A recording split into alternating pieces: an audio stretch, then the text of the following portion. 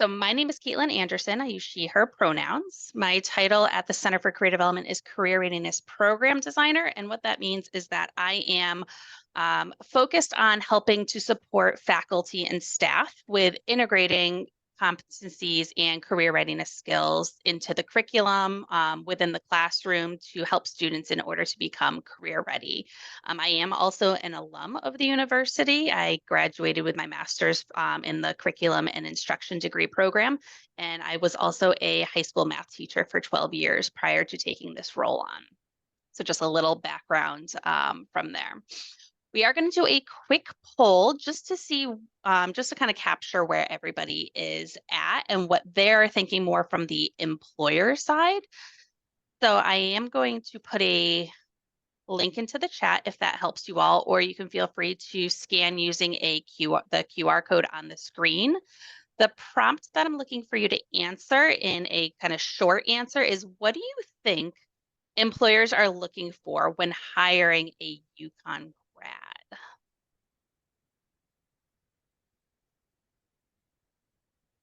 So take a moment. I'll see everything start to populate on the back end. If anybody has any issues, again, let me know. Technology is sometimes our friend, but it can also be our enemy.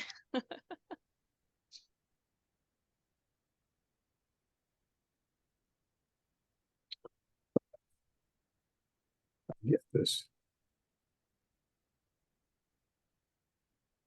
QR code's a pain in the neck. What could I do here? Join by. So if you go to the chat, I did put a link in the chat. Okay. If you copy and paste that into a web browser, that should help out. All right.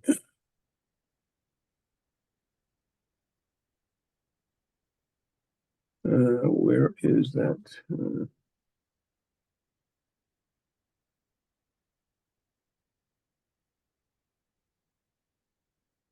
Do you have to register? You don't have to. There should be right below there, Christine. It should say skip for now.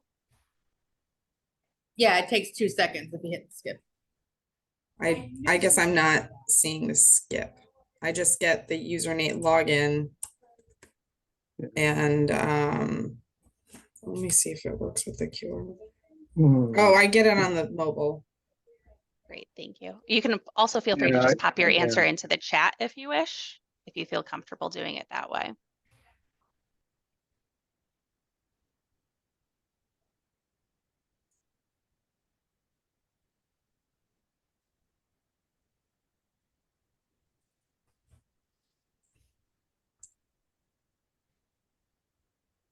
Great. So what's wonderful about Poll Everywhere is that it starts to form a word cloud based off of the submissions that we're getting. So multiple of the same answer is going to make that text appear larger. So I'll just give about 15 more seconds or so if you'd like to submit an answer. I'm just having problems here. All right. Everywhere.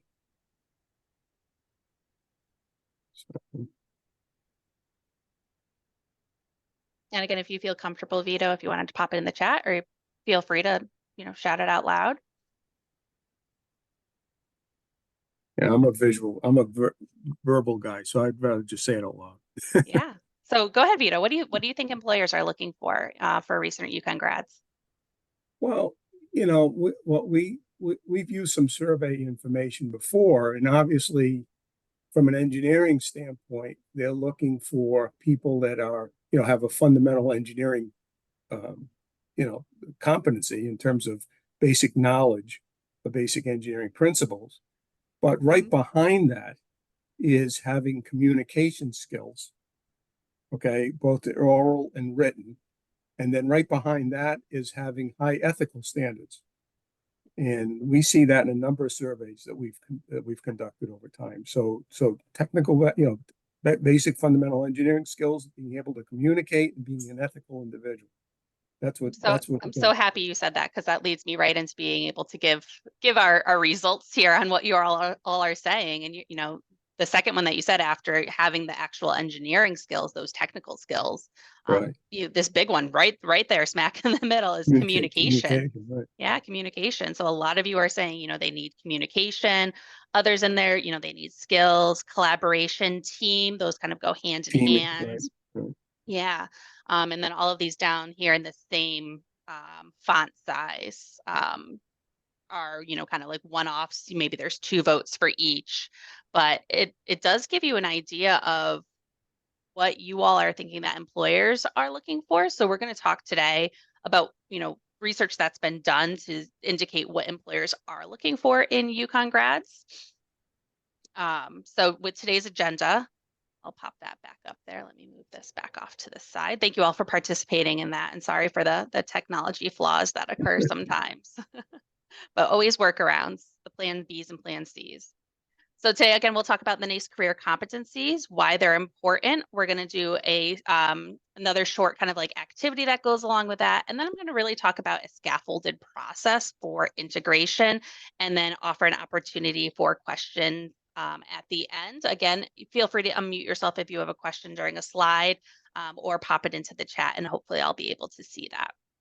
So after today, you'll be able to identify what NACE career competencies are. Some actually already appeared on that poll, but also to be able to articulate their importance. So you all are all going to kind of be the liaison between me and the students, getting this information to them to see why these competencies are important to them. And that's going to bolster your critical thinking and communication skills. Secondly, we're going to share methods in which career competencies can be developed by your students in course. So resources, tools, idea generation, and that's going to invoke your professionalism, teamwork, and equity and inclusion competencies.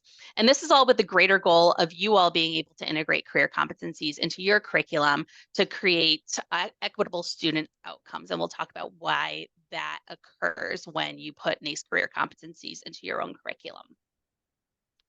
All right, so one more poll. And again, if it doesn't work for you, please let me know. So let me switch this over to activate that one. All right, so same link that was in the chat. I'll put that there again. The QR code is up in the corner. I know it's quite small.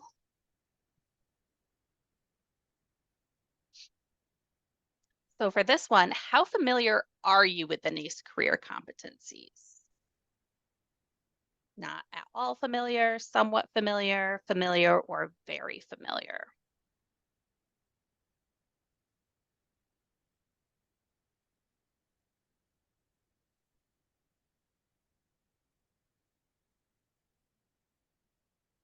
I am going to slide that over so we can start to see the results populate. The QR code is still up there at the top. And again, if you want to unmute yourself and let me know or pop it in the chat, that works too.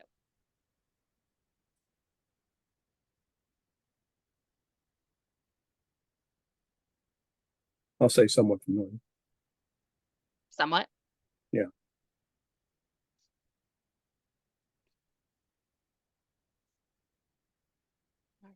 So about half are not familiar at all. So this is going to be a great learning experience for all of you. And we are hoping at the end of this to get up to that very familiar or even the familiar standpoint, just being able to understand again what they are and how to incorporate them within the own work that you do with students. Wonderful. Thank you all for participating in that. It just helps me to kind of guide the discussion a little bit more as we work through. All right, so transferable skills is a phrase that we've heard a lot. These can be these can be compared greatly to the NACE career competencies. We know transferable skills as the skills that you're taking from role to role. They include both hard and what some say as soft skills, although soft, I don't want to say that you feel vulnerable for them, but they are the non-technical and less rooted in that specific vocation. So your technical skills could be like handling of accounts, coding, welding, computer programming, language proficiency. They could ask for a specific certification or degree that go along with them. Versus your softer skills are organization, time management, flexibility. They tend to be ones that are a little bit harder to measure, kind of quantify. So when we're talking about a competency, we're talking about the person's knowledge and the behavior that goes along with it. Sometimes even attitude comes along with that.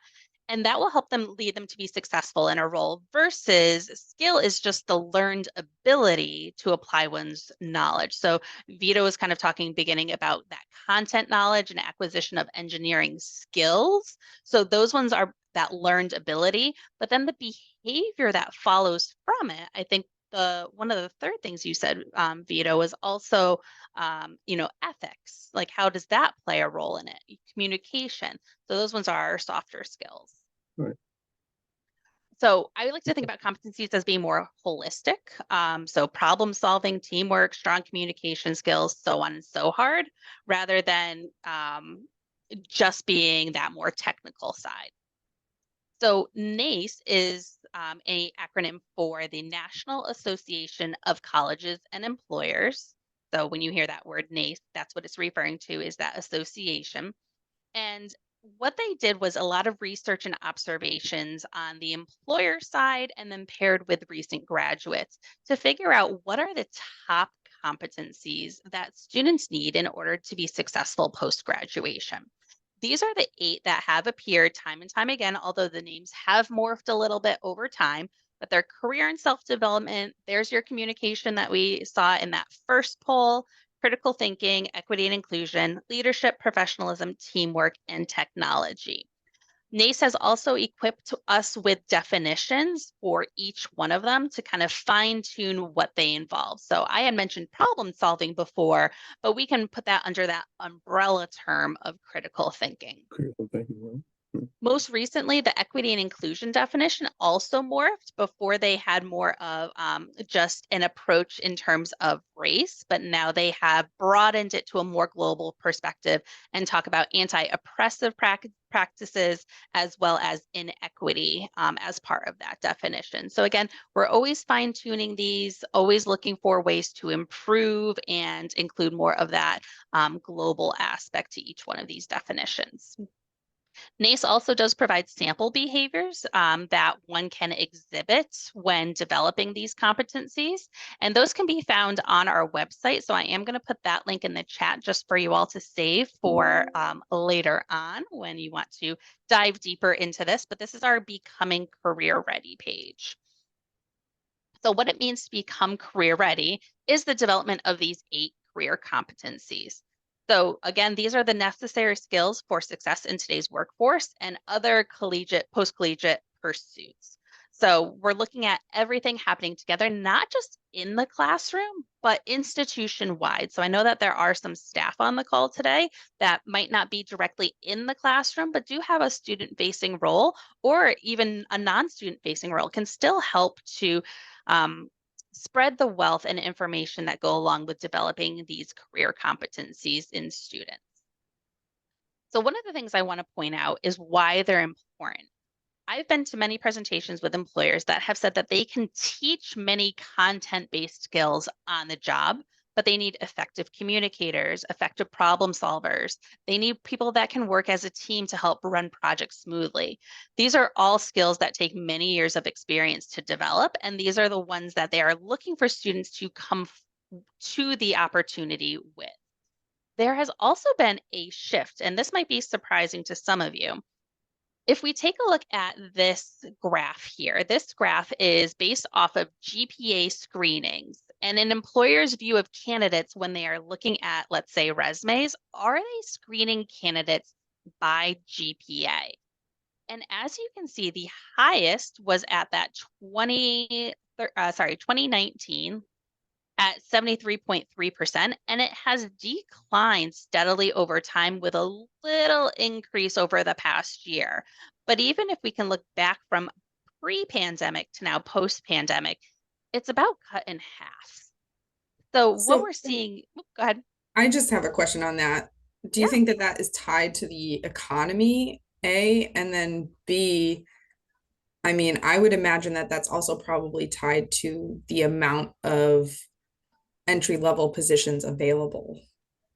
So yes, so I mean, I think that last part does tie back to the economy part.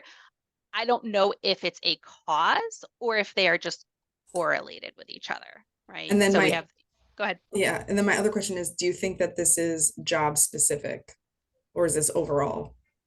Because So do you this, think like there's certain jobs that maybe screen potential entry-level employees based on GPA because they have so many people applying to the position? for sure, yes, there are definitely specific positions that they have a cutoff, that they are looking for. But what I'm also seeing is that they are looking for folks that have that experience so that the way they don't have to talk about communication skills and teamwork skills and have that like kind of like a longer onboarding process, if you would. So that way they can get right into it. So, thinking about those that have experience and are bringing some of these skills with them or are able to articulate it as well. Like, how are their skills transferring? So I think that might be a part of it as well.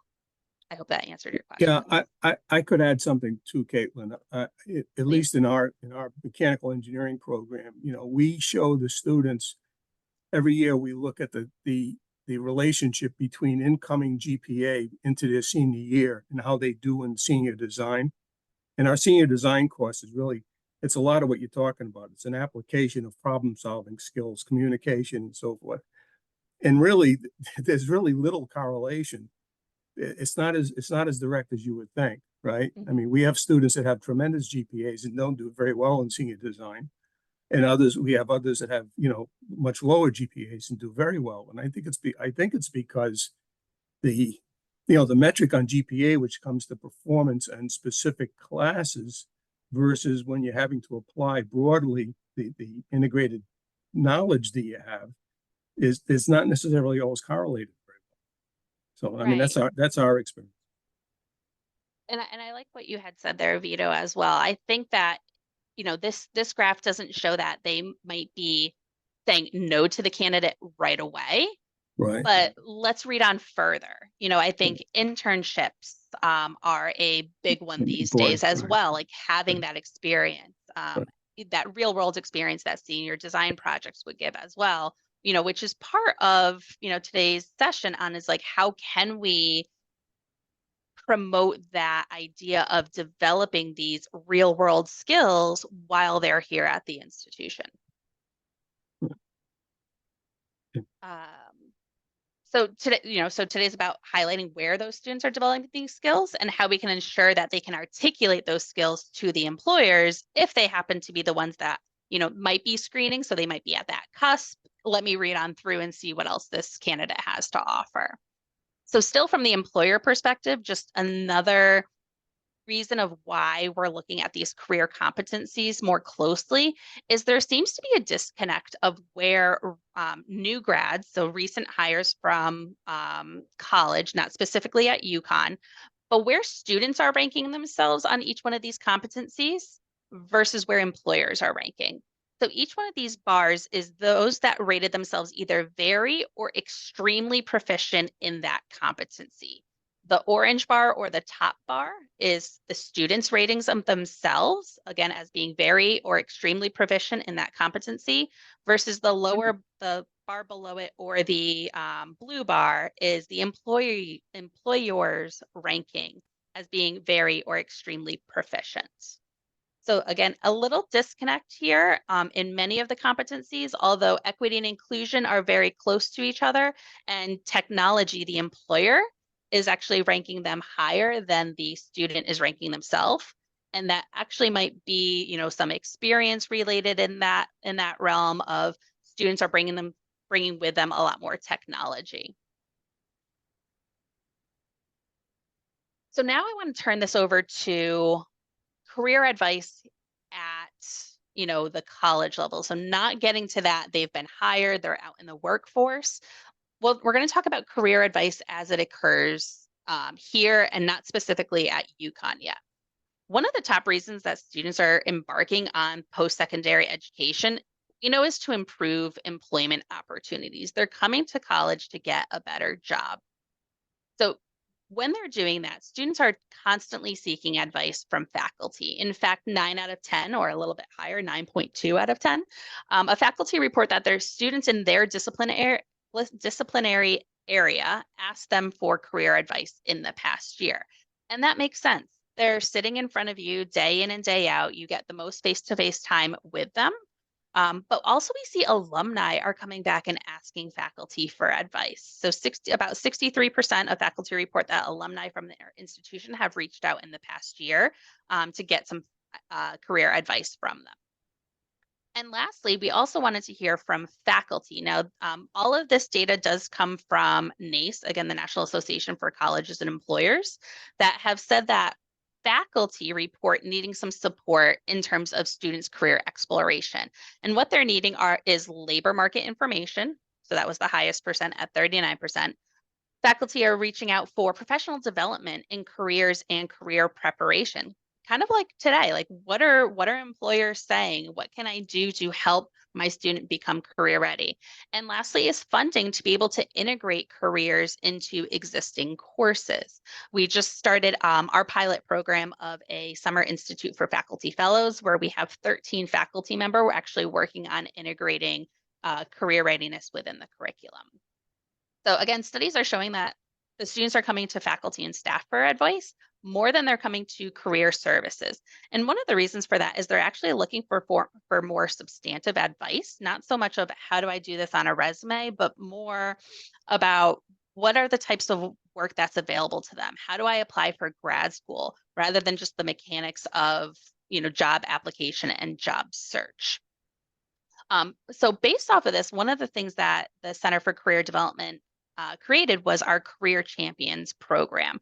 And that is folks like you that are interested in how do I make sure that my students are better equipped to take on, their role after they graduate. And this can be either a learning opportunity or a time to network with others. So if you have not heard about our Career Champions program, I am going to put a link into the chat here. This goes to our faculty and staff page where you can learn more about our Career Champions program. It's a totally voluntary program and as flexible as you want it to be. It could just be, hey, there's a training that's happening for a faculty career champion. Let me attend it. It sounds interesting and something that you can incorporate into your work. It's also a great time to network with others. So just like you're doing today on the call, you have others that are on the call that might be in your department that you can reach out and say, hey, I saw that you attended. What did you think? Maybe we could work together on something. And there's your teamwork competency in action. And lastly, before we really get to the nuts and bolts of all the resources and tools that we have to offer in order to implement career competencies within the curriculum, these are related to each other, but they are actually two different research reports that have come out. So the one on the left in purple is the top ways faculty currently integrate career readiness and career information into their courses. So 58% of respondents say that they are aligning course assignments with career readiness skills. And they're doing that to help students identify and translate those skills post-graduation. 55% are aligning course outcomes with career readiness skills and competencies, again, for that transferable relation. 52% are bringing in guest speakers from professional and career fields. 39% have students complete a career-related project within their courses. And then lastly, 38% have a career-related reflection to an assignment. Again, this research was from NACE, and that is separate from our Career Leadership Collective on the right, which is our high impact career practices. These are the 6 different opportunities that really help students or the practices that we have to be impactful on student success. So just having students understand what career opportunities are available to them, having them create a career plan. You all are already providing very helpful career advice, but specifically getting that employer and faculty relation coming in, which does tie nicely to that bringing in a guest speaker from a professional industry. Help students network with employers. That can also happen in that category. Helps, teach critical thinking and problem solving. So that's perfectly right in there with our NACE career competencies. And lastly, encourage internships related to career goals, which also I think links back to helping students understand what career opportunities they have available to them.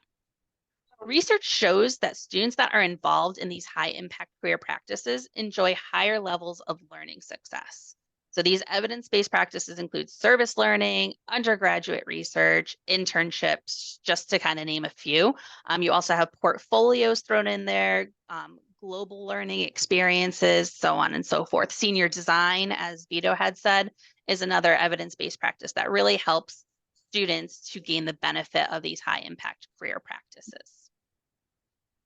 So to the nuts and bolts of everything, how do you do it? Well, simply put, you already are. I know that seems kind of like counterintuitive, but you all are already doing it. It's just, are the students knowing that it's occurring? Can they tie it back to these 8 career competencies? So critical thinking, we know that they're writing papers, they're analyzing data, they're proactively anticipating needs, organizing and prioritizing action plans.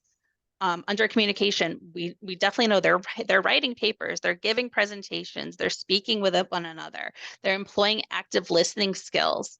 And you all are framing that communication with respect to diversity and learning styles, as well as cultural differences. Leadership, they're planning, they're initiating, managing, complete, so on and so forth. I mean, it's already happening within the classroom.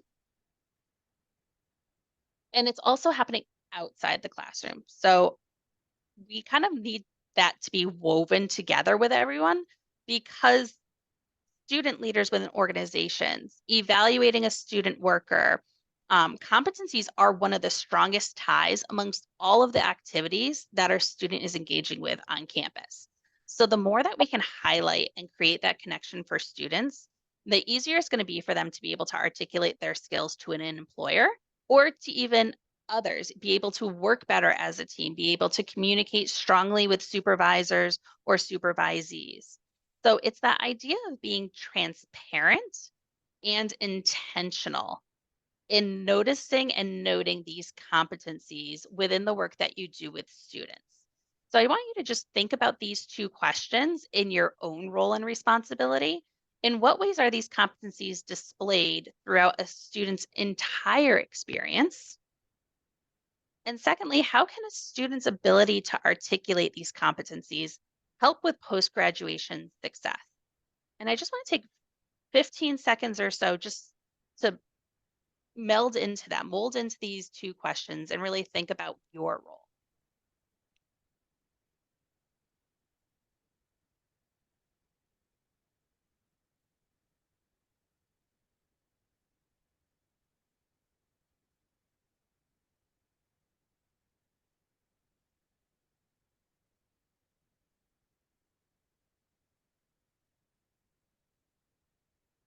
All right. So now that we've had a chance to kind of reflect on maybe like where is it occurring and how can we create that synapse between these competencies and what students are learning?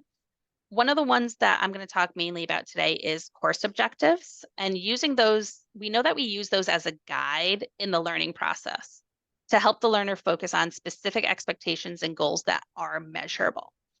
But by being transparent about the expectations of learning, students become encouraged to take more control, more agency of their own learning.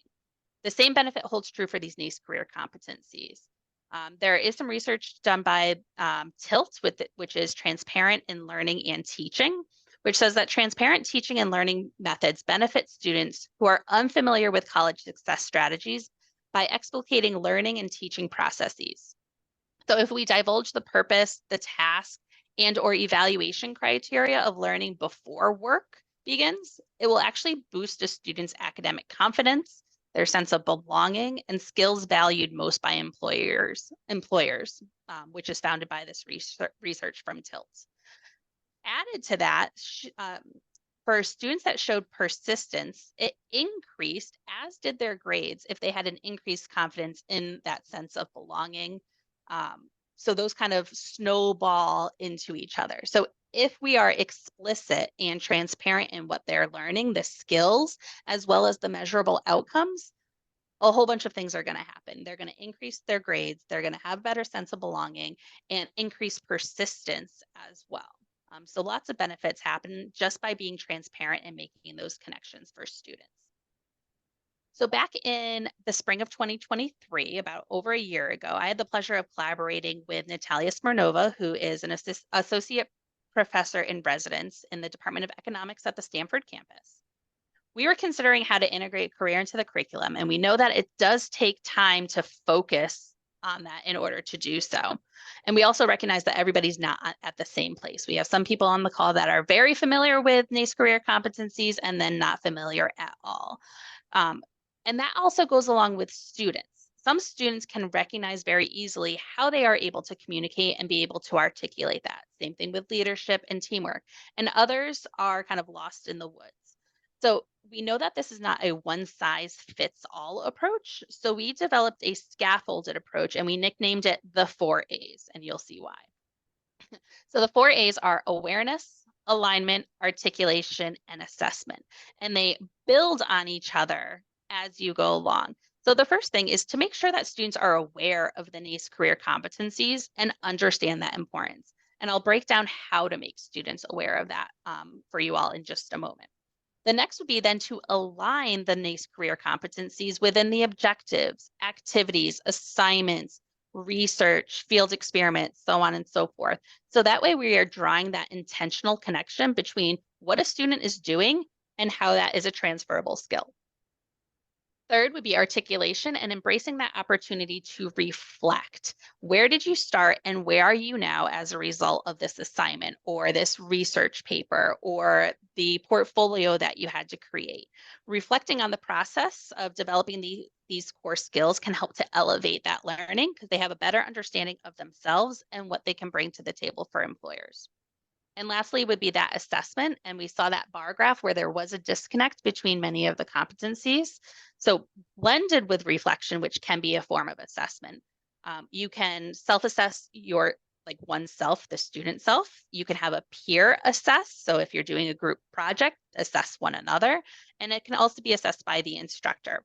And this can prove to be beneficial to understand the impact as well as the perspective that's occurring. So we're going to go through each one of these just to see how would that happen in action. So how do I make my students aware of the NACE career competencies?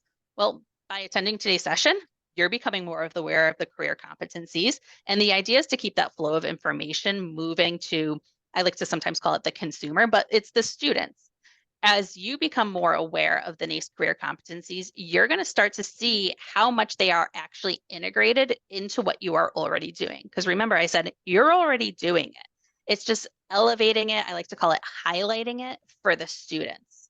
So you can do that through any written and verbal communication that you have with students. So you could do announcements where you communicate different professional development opportunities or associations that you think that students should belong to. And again, highlight it, say, here's a career and self-development opportunity.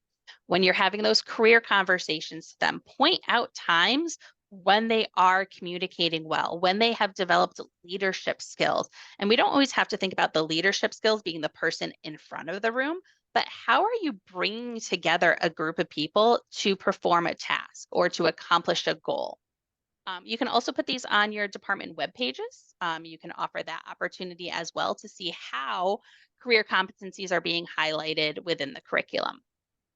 I'm going to talk on the next 2 slides about how to integrate it into your syllabus and your learning objectives.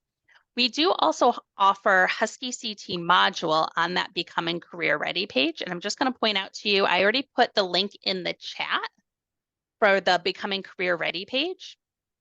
And down here in the middle of it, there is a module specifically on all of these 8 competencies from the employer standpoint and how students themselves can develop these skills.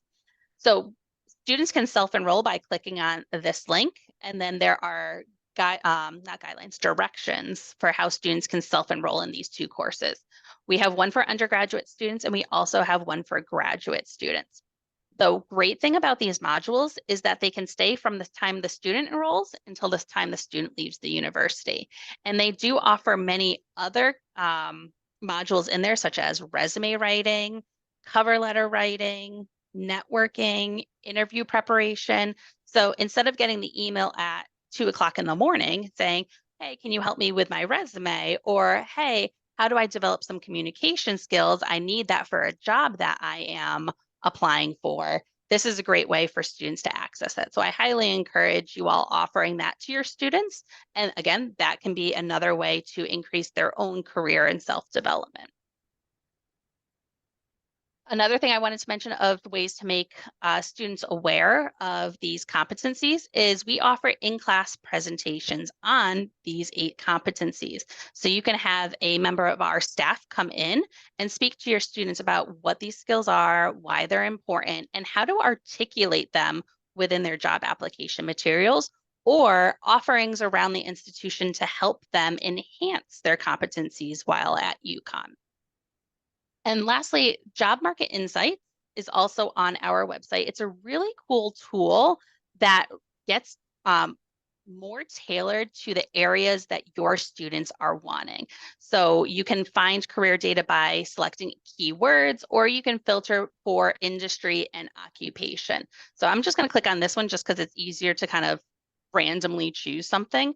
So let's say we wanted to go into something in informational and technology. It comes up with a pre-sorted selection of occupations. So again, I'm just going to kind of choose randomly here. We have computer systems engineers and architects. And you can also filter it by state. For now, I'll just keep it nationwide. But each one of these does offer core tasks. So what are the main responsibilities of that role?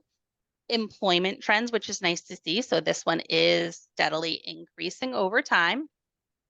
It tells top employers that are hiring for that title, education levels of those that have attained employment, annual earnings, and then down here is my favorite part for today. We have the technical skills on one side, and we also have core competencies on the other. Although these are not specifically the NACE career competencies, we can see how they would be tied to each one of the 8. Like, so obviously active learning, speaking, that would probably, I'm sorry, that's not active listening, active learning. Speaking would be in your communication, writing, instructing, so on and so forth.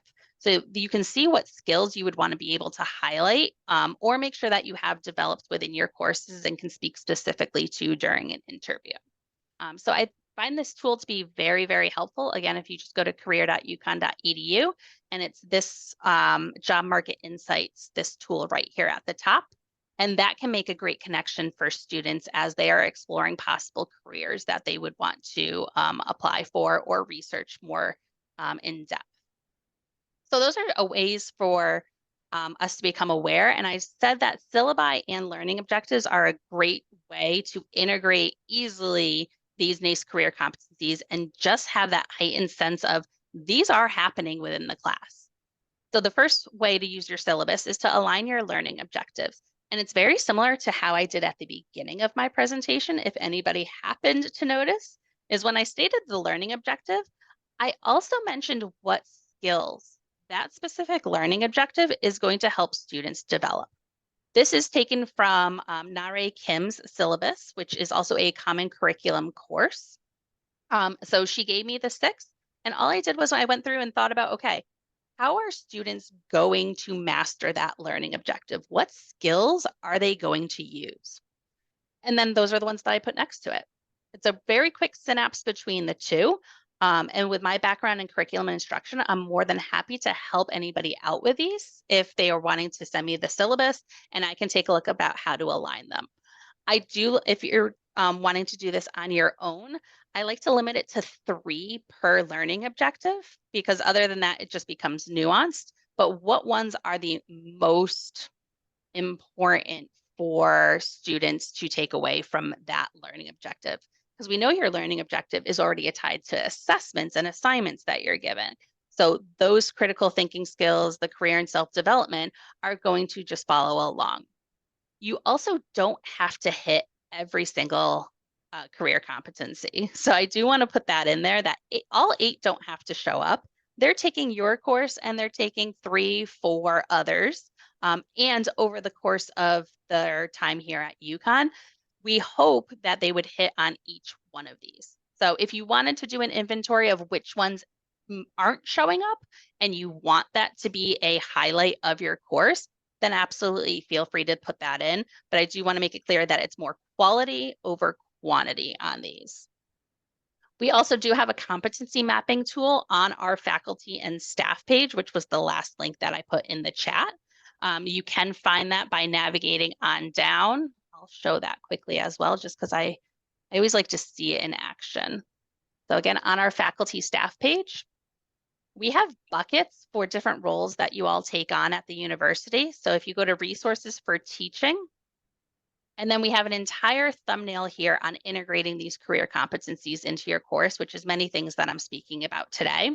There's a competency mapping tool here that can help you align either learning objectives, assignments and activities, or even if you are a supervisor for a student worker, it could be job responsibilities. How do I take their job responsibilities and align it with one of these 8 NACE career competencies or more? It does not have to just be one.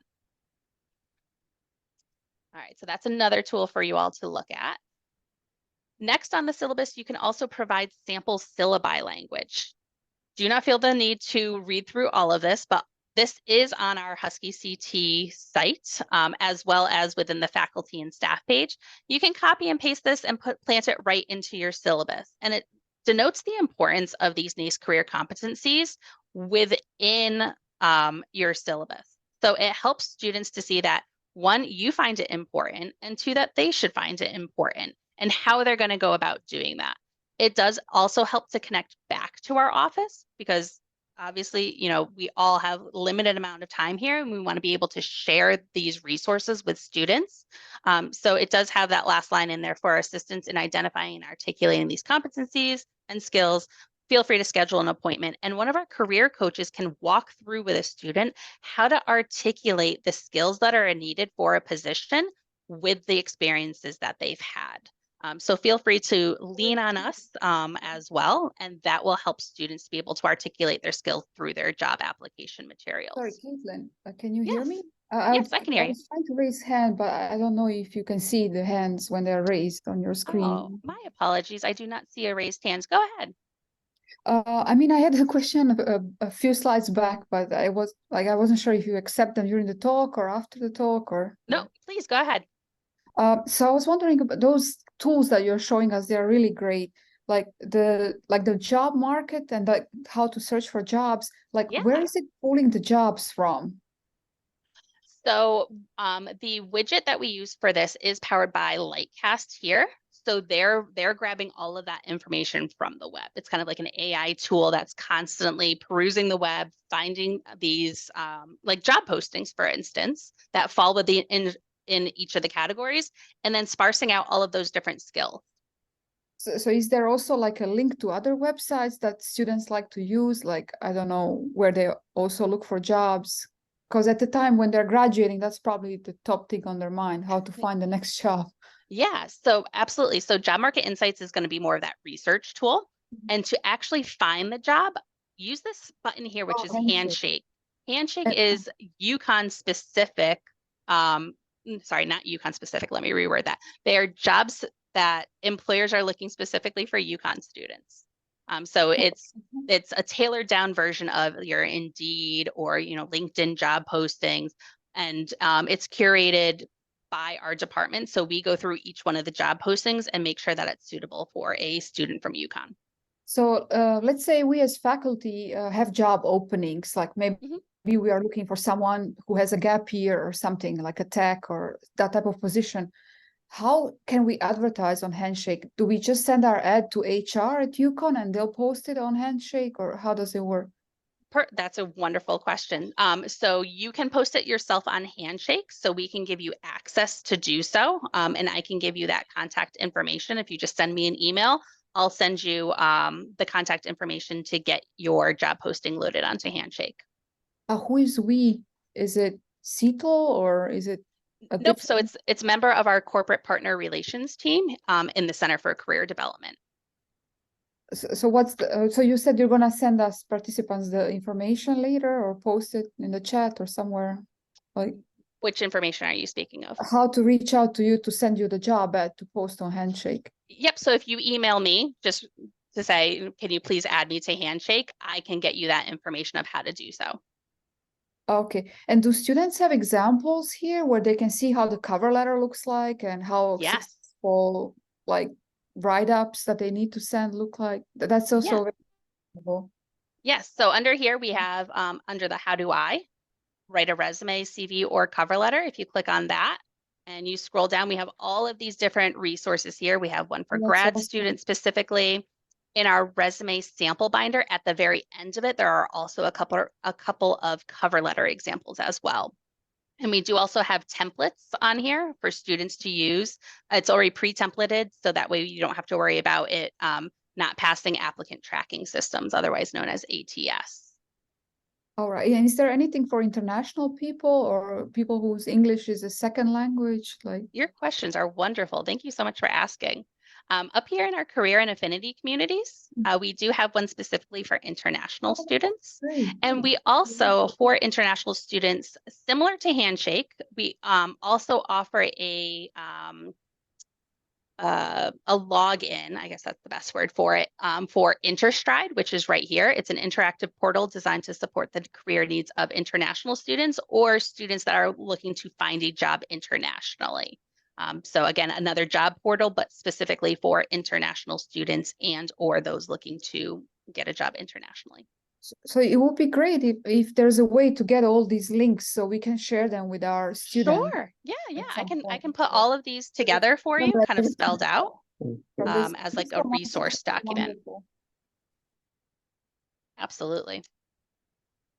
Thank you for asking that. I do have some other tools as well that do go along kind of with the resources that we were just talking about. So as I mentioned, we have Husky CT where we have some self-paced modules. And again, I will include that on a resource document to you all.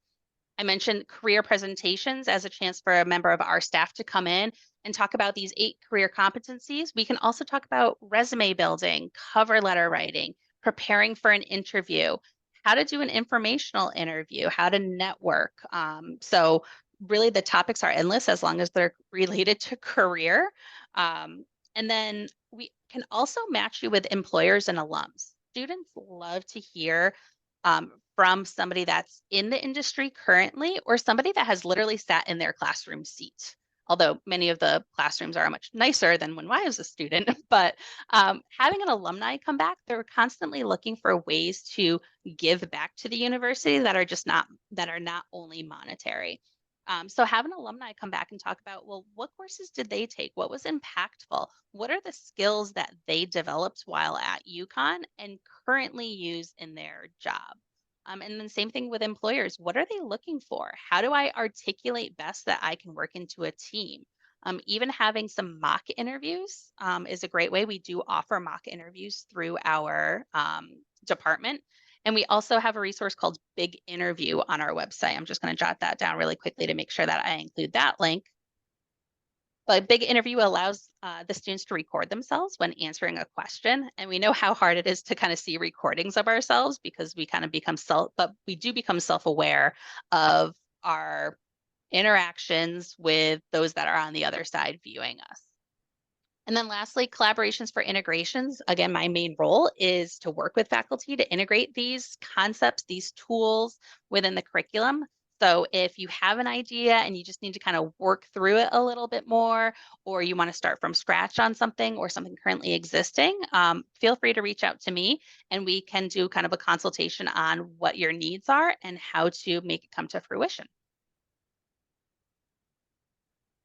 The second A was alignment, and I did already talk about connecting your learning objectives to the syllabus, but I also want to mention that you can do the same thing with assignments and activities. A very blanketed line at the top of you will be building skills of, and then insert career competencies is a great way for students to clearly see the transparency of why you're assigning, this activity and what they're going to be getting out of it, not just based off of content knowledge. So group projects, for instance, are a great way to do this. Assign roles within groups. So you are going to be the note taker. You're going to be the facilitator. You're going to be the timekeeper. All of those skills fall under the umbrella of these NACE career competencies. Discussion boards, if you have any online courses or just simply want to use the discussion board for a in-person class, those are a great way to facilitate different discussions, increase communication, see diverse perspectives on topics. And as I mentioned, we have the alumni and employers that can come into their classroom to connect those competencies to the industry, as well as our Husky CT modules. One thing I have failed to mention is the modules can also be embedded in your classes. So if you want students to write a resume during your class or update their resume for senior design projects or for a portfolio that they've created, we can add that module to your class so you can have students take that. The third A was articulation. So consider the opportunities for students to talk about a few different things. So like how the course content has enhanced their own competencies, how the assignments that you've given have enhanced their competency development, or lastly, how can they transfer what they've learned skill-wise to a position of interest? So that specifically could be, let's have them write a resume bullet point based off of a presentation that they gave. One thing students are not aware of all the time is that they can put projects and class assignments on their resume. And that's a great way for them to convey what they've done and how they're going to use it in the job that they're applying for. You could have them write specifically a paragraph for a cover letter for a job of interest. Journaling is another great way to see progress over time. So in the beginning of class or in the beginning of the semester, have them type up how they communicate well, because I think that helps you all as instructors too to see how your students like to communicate and then see maybe how that morphs over time. So they could pick 2 or 3 competencies, journal about them, and then revisit them later in the semester. They could be the competencies that you find the most important for your course, the ones that you've highlighted maybe in your own learning objectives. You could do some goal setting and then come back to see if they've attained those goals, or have them develop an elevator pitch. So having something in their back pocket, because you never know who you're going to run into in the real world while getting coffee or, running into the market to, grab a loaf of bread. You never know who you're going to run into, and then be able to deliver that elevator pitch effectively. And then lastly, that LinkedIn profile is also a great way for students to articulate the competencies that they're developing within your classes. Just reading the comment from Tina, these tools are great as icebreakers. Yes, so that you can get to know your students and find ways to tailor lessons and connect with them. Absolutely. It really does help to set that stage in the beginning of the semester to see how your students learn or how they assess themselves and how you can help them develop that skill later on. Perfect. I like that idea. And then lastly, that assessment is your, evaluation criteria. So it could be through the resume, a cover letter, interview prep questions, like how would you answer this? I think getting that practice in helps to take off that one kind of layer of uncertainty when going into an interview. It helps them to be more comfortable and know their own self-worth. As I mentioned before, you can do evaluations they could do it of themselves. They could do peer evaluations, instructor evaluations.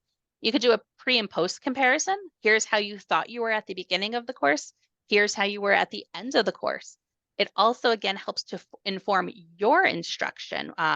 One of our previous faculty fellows, Ryan Cooper, did this within one of his mechanical engineering classes. And he was actually in awe to find out that he thought he didn't have much leadership opportunities within the class. And when the post survey came out, a lot of students showed how they developed their leadership skills in the classroom.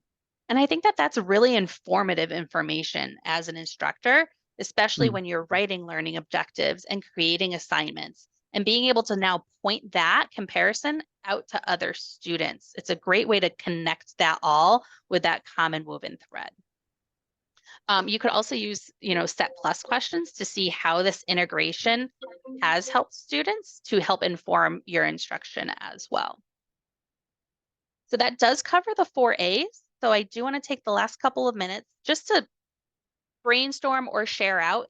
Here's some ways that I've come up with, like, what does this look like in action? But I'd like to hear from some of you about what are some ways that you're encouraging students to develop and express these skills in your class. So actually, Hi, Lena. Lena. In my course, I do group projects where like team that 3 to 4 or actually 4 to 5 based on how many students that I have.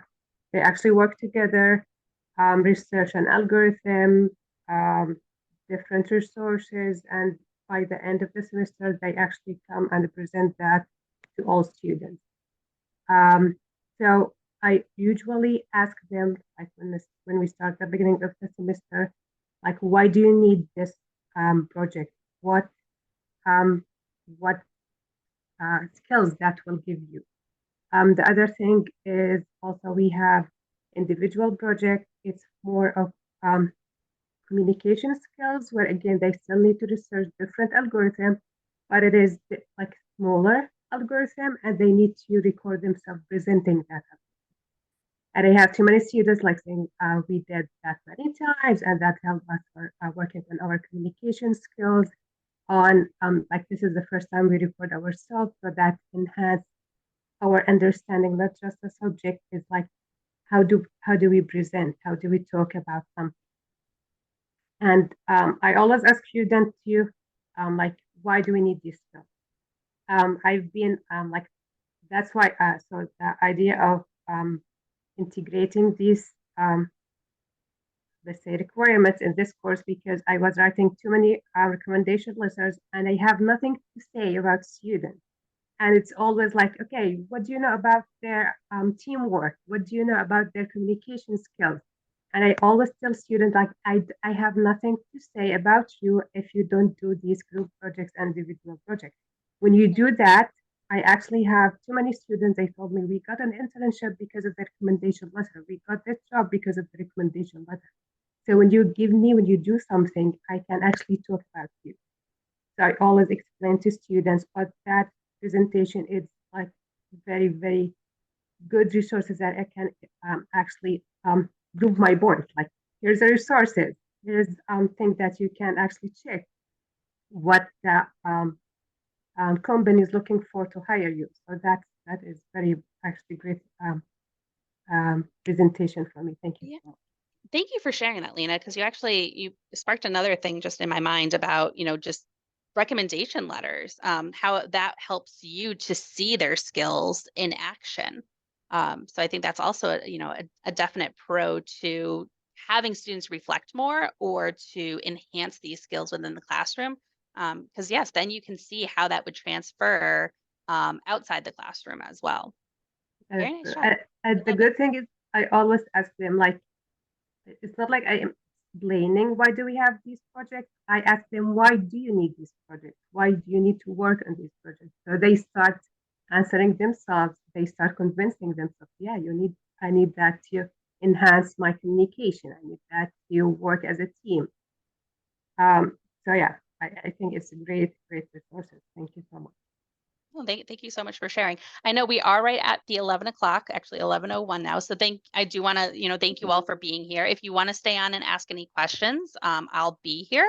But again, thank you so much for attending. And if you need any support or have any ideas that you would like to vet out a little bit more, feel free to reach out to me. And I'll also be sending out that resource document that was asked to be put together. So I will put together a lot of resources for you all. So be looking out for that. So thank you all for attending. If you have any questions, feel free to stick on the line and I'll be happy to talk with you.